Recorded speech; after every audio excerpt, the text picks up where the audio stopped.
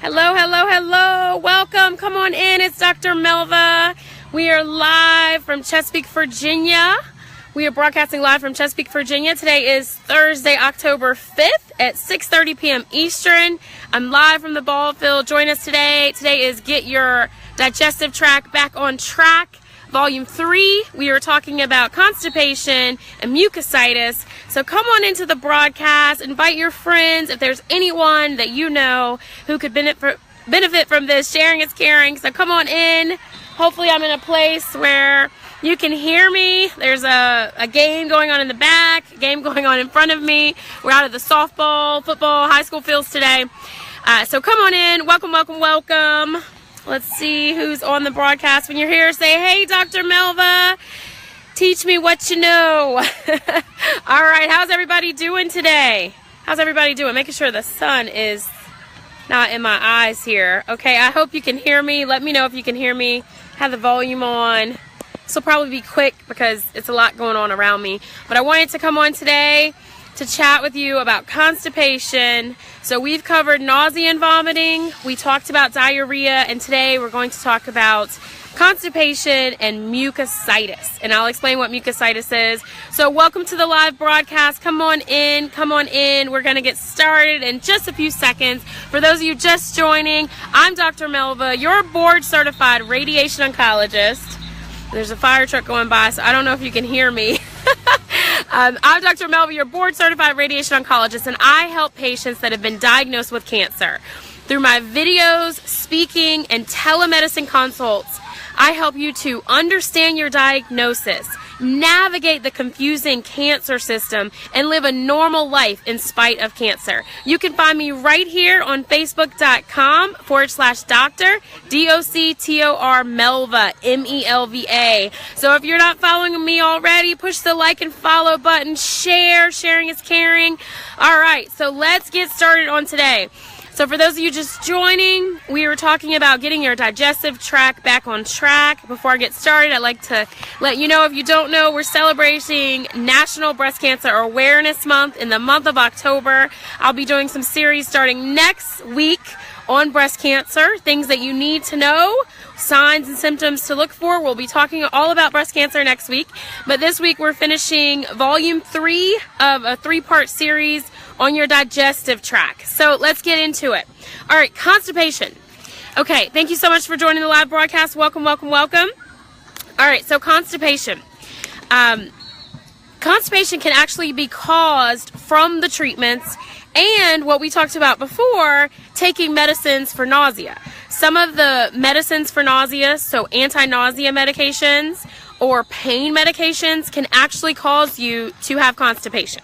So it's kind of like a catch-22. Medicines have benefits, medicines have side effects. So I'm standing under a tree, which I don't know if that was the best decision because I'm like, sorry. Okay, so let me get back. So constipation, okay, so anti-nausea meds, like we talked about taking, and some pain medicines can cause you to have constipation. Welcome to the live broadcast. Welcome to the live broadcast. So it's very important. Yes. Who wants me? Okay, tell her I'm doing a live broadcast on constipation. My little one there, Leland. Say hey, Leland. Say hey, wave hi. Hey, okay. So, okay. So we're talking about constipation. Thank you so much for joining the live broadcast. We're out at the ball fields today, live from Chesapeake, Virginia. If you're just joining me, I'm Dr. Melva, your board certified radiation oncologist. So constipation can be caused from medicines, especially if you're taking them for anti-nausea, so to work against nausea. Pain medicine can cause constipation.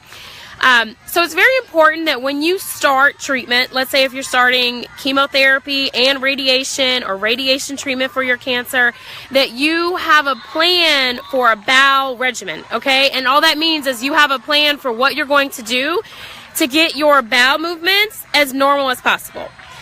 I'll go ahead and tell you it's going to be different for everyone, okay? I spend hours and hours talking to patients about diarrhea and constipation because the two go hand in hand. And what works for one person may not work for the next person. But what I want you to take away from this talk is that it's important to understand that, one, you most likely will get constipation or some form of constipation and diarrhea. So you need to make sure that you have a plan, okay? So plans can include what I usually like to recommend, and what a lot of experts recommend, is that you start with a stimulant laxative and a stool softener. So what that pretty much means is that you have something that will get your system working so that bowel movements can come out, and then the stool softener makes it soft so you're not straining. A lot of people end up in pain with open cuts on their bottoms because they're straining because they're so stopped up. So you want to prevent that by doing a laxative, a stimulative laxative, and a stool softener. So get it out and make it soft, okay? All right, so that's the first part in the regimen. You know, it's the hardest thing ever to like be at high school talking about constipation, but here we go. I'm getting lots of looks, so I'm sure lots of kids are constipated, so you can use this however you need it. All right, so the next tip is we want to do a high fiber diet. Okay, we talk about this a lot. This is so that we're bulking up our stools when you're on the treatments. Welcome to the live broadcast. Thanks for joining. If you're catching the replay, today we're talking about constipation, and we're going to get to mucositis. This is the third volume of 3 in my series on getting your digestive tract back on track. Okay, all right, so what are high fiber foods? All right, so fresh fruit, dried fruit like prunes, for example, any raw vegetables, raw salads, multigrain. Wheat bran is especially helpful, and you can find wheat bran in bran cereals. If you have wheat bran, you can add it to other things, like you can add it to your cereal. If you make muffins, you can put wheat bran on top of your yogurt. You can put wheat bran in your soups. And so the next thing is high fiber food, but you also need to increase your fluid intake. Increase your fluid intake. Welcome to the live broadcast. Welcome to the live broadcast. We're talking about constipation. Okay, so increasing your fluid intake is, and again, this is specific to specific people, okay? So if you have restrictions on your fluid because you have problems with edema or swelling, or you're on a fluid restricted diet because of your heart, make sure you talk to your doctor specifically for you and your medications before you take any of this advice. So back to fluid intake. Drinking hot beverages also help with constipation. So like a senna tea, S-E-N-N-A, or green tea may be especially helpful. Okay, so let me review the constipation before we move on to mucositis. Thank you so much for joining the live broadcast. Welcome, welcome, welcome. I'm Dr. Melva, your Board Certified Radiation Oncologist, and this is the third in 3-part series of talking about your GI tract. I spend probably 70 to 80% of my time in patient rooms talking about constipation, diarrhea, nausea, vomiting, and mucositis that we'll get into.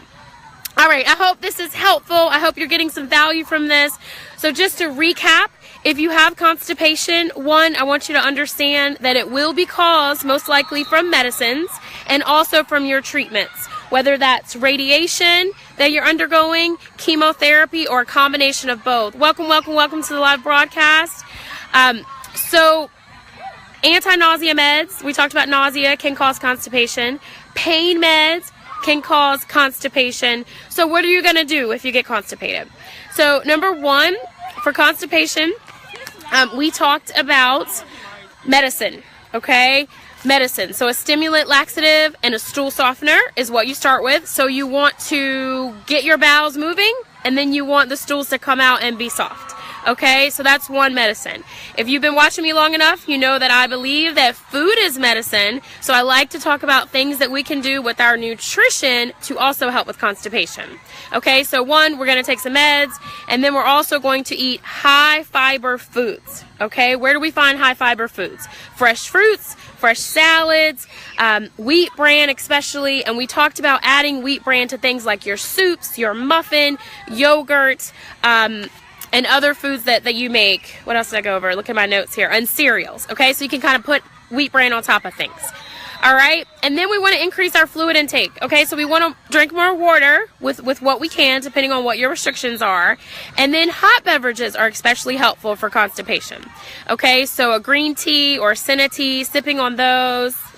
You can say hello, Nadia. Hello. All right, so like I said, I'm at the ball field, so it's a little tough to talk about constipation with all the kids running around. They're like, ooh, yucky. But it is something we should talk about and we can cure. So I hope that this is helpful with constipation. Let's move on to mucositis. All right. Let's see if I can see any comments. Welcome to the live broadcast. All right. So mucositis. What is mucositis? Mucositis can happen inside, anywhere in your digestive tract. So from the inside, in the mouth a lot, you see it, and anywhere along the lining. So esophagus, even down lower in the abdomen. But most often, you get mucositis with a chemotherapy, or if it's radiation for head and neck. So if we're treating, or you're getting any area here treated, or in this area, in this region, you're going to get mucositis. So it looks like a thick white kind of, I don't know if I would describe it as kind of a thick white area that sometimes patients will say it looks like a little mushroom, or sometimes it can be an open ulcer area where you just see skin and it's raw and it's red. The biggest problem with mucositis is that it hurts, okay?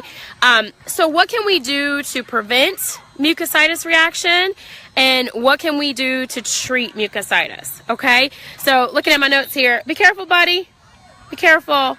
Sorry, out of the ball field, if you're just joining me, we're broadcasting live from the high school. There's a baseball practice, softball practice, softball game, and football game going on over there. So it's a lot going on out here, but I wanted to get out and get some fresh air and hang out with the family. So mucositis, all right? Hey, can you get the baby? Sorry. My husband's out here, but he's watching my daughter's game. So, all right, mucositis. So again, it's inflammation of an area of your GI tract. Okay, and it can be caused by chemotherapy or radiation or a combination. So to prevent mucositis, we need really good mouth care, okay? Now, sometimes I see patients who have never had good mouth care. Okay, let's be honest. You know who you are. So now is the time to start. If you're going to start chemotherapy and radiation, it's a good time to start taking care of your mouth, okay? So you can do that by using a very soft bristle toothbrush. So we don't want anything really rough anywhere in this area because the skin is very fragile, okay? So anything that we do really rough is going to irritate what you have.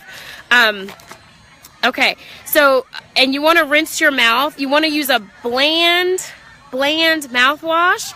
So we don't want to use anything that has a lot of extra added anything because it can really irritate the skin, okay? Another cheap, kind of economical, I hope you guys can hear me. Somebody let me know if you can hear me. Hey, welcome Balaji, BJ, good to see you. Thanks so much for joining. Hey, Lynn, thanks so much for joining the live broadcast. We're talking about dental care for mucositis when you're undergoing treatment for cancer. Okay, so a cheap regimen that you can do is baking soda and water, okay? You want to rinse with this combination about 4 times a day. So we're not going to be using any of the toothpaste that are really irritating, so you can clean your mouth with baking soda and water. And usually you want to do about 1 teaspoon of baking soda or salt with 1 pint of water, okay? So again, that's 1 teaspoon of baking soda or salt with 1 pint of water. Welcome to the live broadcast. Thank you for joining. And rinse your mouth with 1 tablespoon of that mixture for about 30 seconds and then spit it out, okay? Welcome to the live broadcast. So we're talking about mucositis and giving you some tips to prevent it and how to treat it.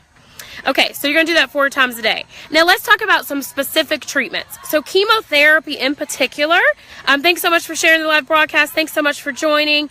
If you're starting 5-FU or fluorouracil or melphalan infusion, you may find that ice chips for about 35 minutes while you're getting your infusion can actually help to cut down on the mucositis reaction in your mouth, okay? So that's a tip specifically for those chemotherapy drugs. Let's see what other notes I have. And then you have to be careful, though, using ice chips if you're getting a treatment where you're sensitive to the cold. So, for example, if you're on capecitabine or oxaliplatin, you wouldn't really want to do ice chips, okay? So talk to your doctor, ask about the side effects of your medications, and see what you can do to help. All right, some other things that can help really severe mucositis. Aloe vera juice helps. Honey and glutamine can help, okay? The severity of mucositis. The other thing is, are we playing hide and go seek? Okay, play. Okay, all right, we're playing hide and go seek over here. That's why I'm moving a lot. I'm sorry. So those are some. Okay, let's play on this side, buddy, okay? Sorry about that.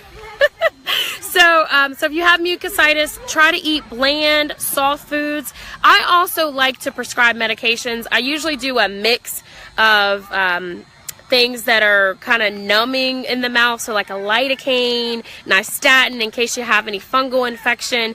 They have all different names, so depending on where you're watching me and who your doctor is, where you're located, they're called Magic Mouthwash, Miracle Mouthwash, and they're different combinations that you can use to help with mucositis, okay? They're also prescription, other prescription medications that are specific to mucositis that you should ask your doctor about, okay? So I hope this is helpful. Let's see if there are any other tips I wanted to give you.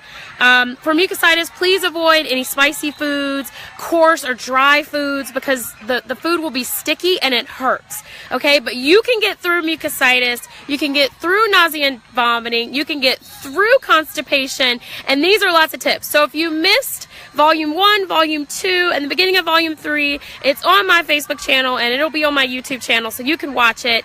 Let's see, are there any questions or comments? Are you getting value from this? Let's see if there are any comments or questions.